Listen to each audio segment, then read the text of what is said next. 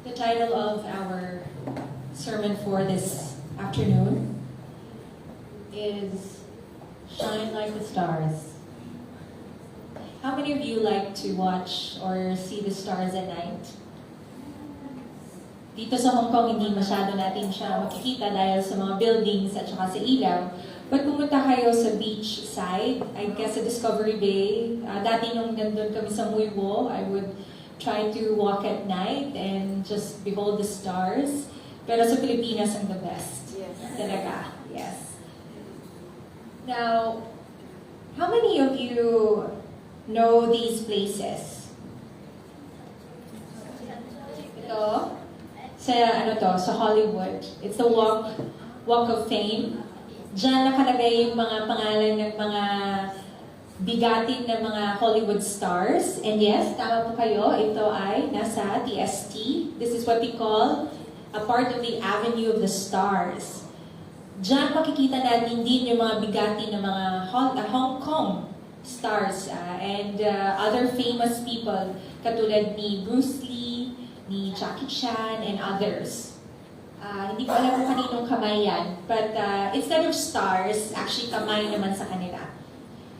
But what you can find here are the names of people na talagang masasabi natin na superstars sa kanilang mga ginagawa, especially sa pelikula, sa pelikula.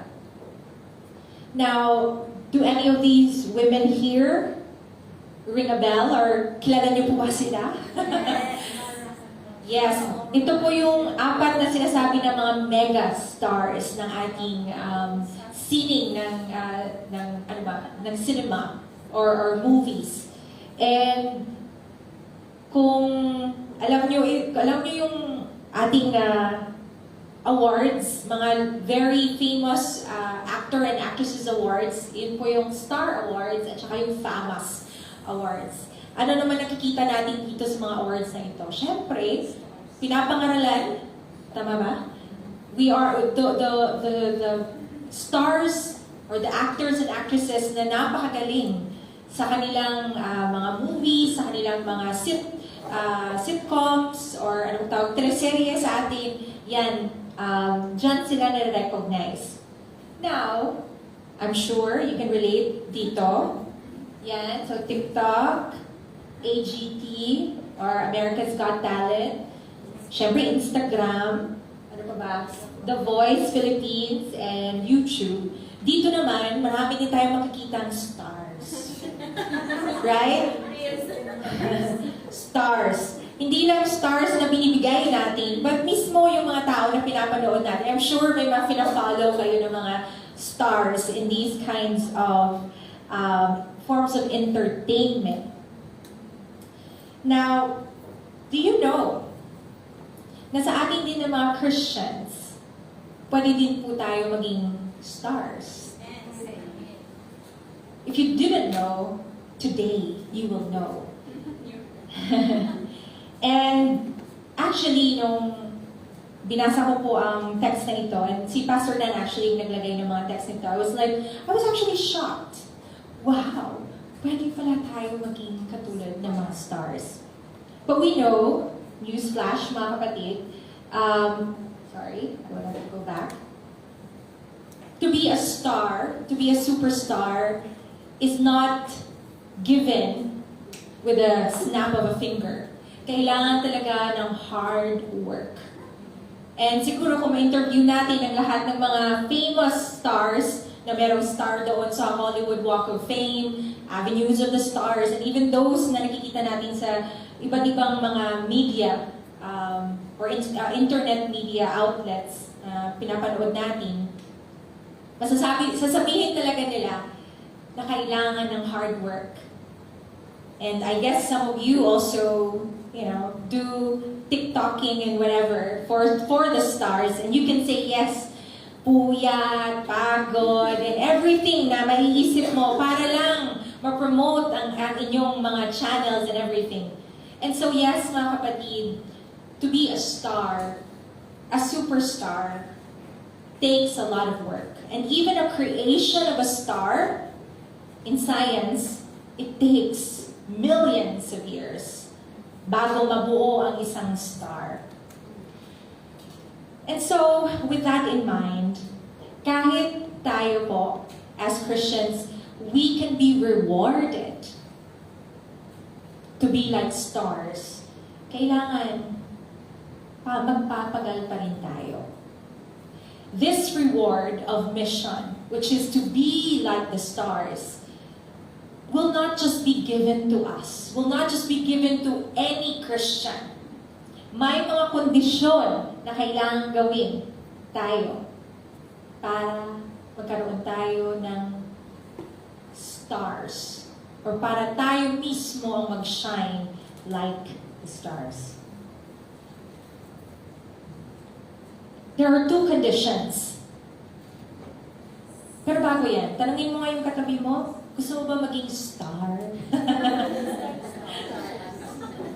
Do you want to be a star? A star in the heavens?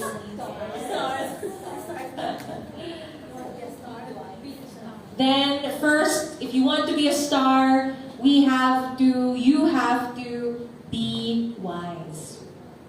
Mababasa po natin dun sa ating text kanina, in Daniel chapter 12 verse 3, sa unang part, or 3a, it says, can we read it together please? Those who are wise will shine like the brightness of the heavens. Yan po. If we want to receive the reward of being a star that shines brightly in the heavens, we have to first be wise. Turn to your neighbor or somebody next to you and ask, do you think you're wise?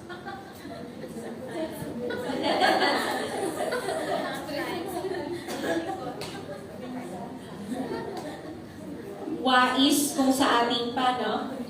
Si Lumen, yung hindi ko makakalimutan sa surf. When I was growing up, yun talaga yung parang wais talaga si Lumen. Okay. So, friends, we can shine like the brightness of the heavens when we live in wisdom.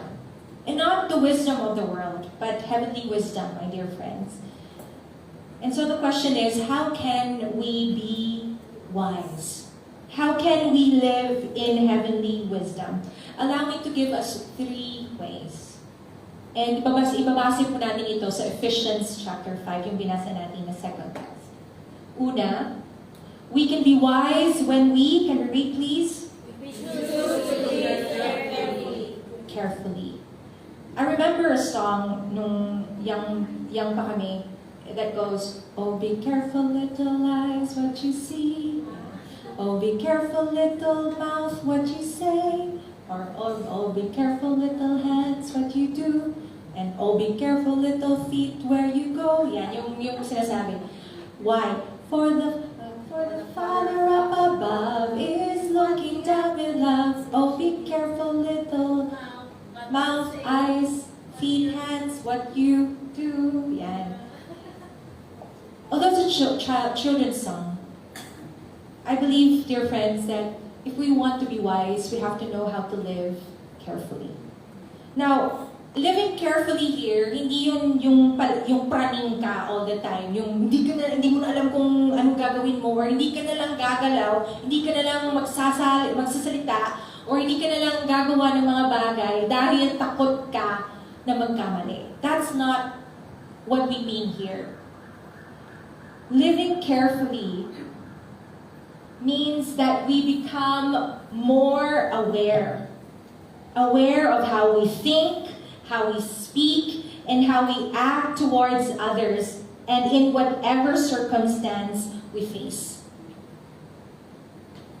To live carefully is not to be afraid to do something, to say something, and even to think something. It is to be aware na pwede na mayroong mga consequences po ang ating mga iniisip, ang ating mga sinasabi, ang ating mga ginagawa towards other people. And even kapag may dumarating na mga iba't ibang mga pangyayari sa ating buhay, ano po ba ang mga reactions natin? To live carefully means we are more aware. Why? Because we realize that how we relate those around us and how we react and act when we go through something will ultimately reflect the depth of our relationship with God. Kumbaga, what we say, what we think, what we do is a reflection ng ating pananampalataya at relationship sa Panginoon. Kung paano tayo mag-act, mag-react, kapag may dumarating na mga circumstances sa buhay natin, yun po ay nagsasalamin kung gaano po kalalim at kung gaano po katotoo ang ating pananampalataya sa ating Diyos. And remember, to the people outside of the church, to those who do not know Christ yet, ang ating mga salita, ang ating mga ginagawa, ang tanging nagpo-point ng way, balik sa ating Diyos. Therefore, when we choose to live carefully, we choose to live our lives with love, honor, purpose, and courage.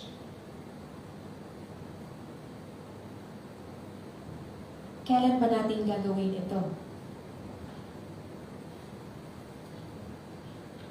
We can choose to live life with love, honor, purpose, and courage, especially in times of testing, temptation, and even in saying no and not tolerating ang mga tao, ang mga circumstances that promote evil. Living carefully means we know where we stand and we stand on the truth. Bakit kailangan natin gawin to? Why should we live carefully, mga kapatid? Why should we be aware of what we do, our lifestyles? Dahil how we live our lives reflect the God we worship. The God we say we believe in. Nagkakatugma po ba ang ating mga sinasabi, ang ating mga ginagawa, ang ating mga iniisip sa Diyos na sinasamba natin? In Romans 12:2, we are being reminded that we are not to conform to the pattern of this world, but be transformed by the renewing of our minds.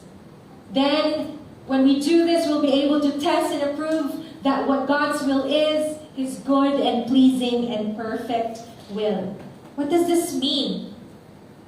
When we choose to live our lives carefully, inuuna po talaga natin dito.